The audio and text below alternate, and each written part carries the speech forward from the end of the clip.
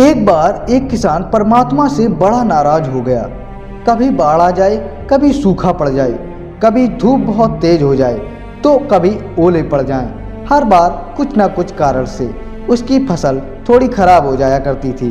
एक दिन बड़ा तंग आकर उसने परमात्मा से कहा, देखिए प्रभु, आप परमात्मा हैं, लेकिन लगता है आपको खेती बाड़ी की ज़्यादा जानकारी नहीं है। एक प्रार्थना है आपसे, एक साल मुझे मौका दीजिए, जैसा मैं चाहूँ वैसा मौसम हो, फिर आप देखना मैं कैसे अन्न के भंडार को बढ़ा देता हूँ। परमात्मा मुस्कुराए और कहा, ठीक है, जैसा तुम कहोगे वैसा ही मौसम कर दूंगा, मैं दखल नहीं करूँगा। अगले दिन जब खाने का वक्त हुआ तो बेटे ने एक पुरानी मेज को कमरे के कोने में लगा दिया। अब बूढ़े पिता को वहीं अकेले बैठकर अपना भोजन करना था। यहाँ तक कि उनके खाने के बर्तनों की जगह एक लकड़ी का कटोरा दे दिया था ताकि अब और बर्तन ना टूट फूट सकें। किसान ने गेहूं की फसल बोई। जब धूप चाही तब धूप मिली, जब पानी तब पानी मिला। धूप, ओले, आंधी उसने आने का नाम ही नहीं दिया। समय के साथ फसल बढ़ी और किसान की खुशी भी बढ़ी, क्योंकि ऐसी फसल तो आज तक नहीं हुई थी। किसान ने मन ही मन सोचा, अब पता चलेगा परमात्मा को कि फसल कैसे करते हैं। बेकार ही इतने बेरहम हम किसानों को परेशान करते रहे। फसल काटने का समय भी आया।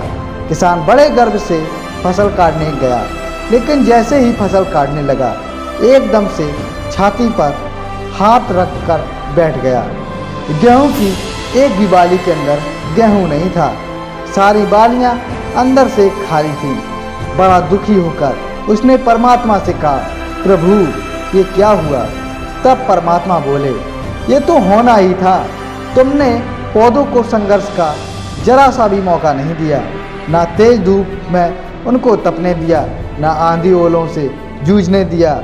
उनके किसी प्रकार की चुनौती का एहसास जरा भी नहीं होने दिया, इसलिए सब पौधे खोखले रह गए। जब आंधी आती है, तेज बारिश होती है, ओले गिरते हैं, तब पौधा अपने बल से ही बड़ा रहता है, अपने अस्तित्व बचाने का संघर्ष करता है, और इस संघर्ष से जो बल पैदा होता है वही उसे शक्ति देता है, ऊर्जा देता है, उसकी जीवटता को उभारता है।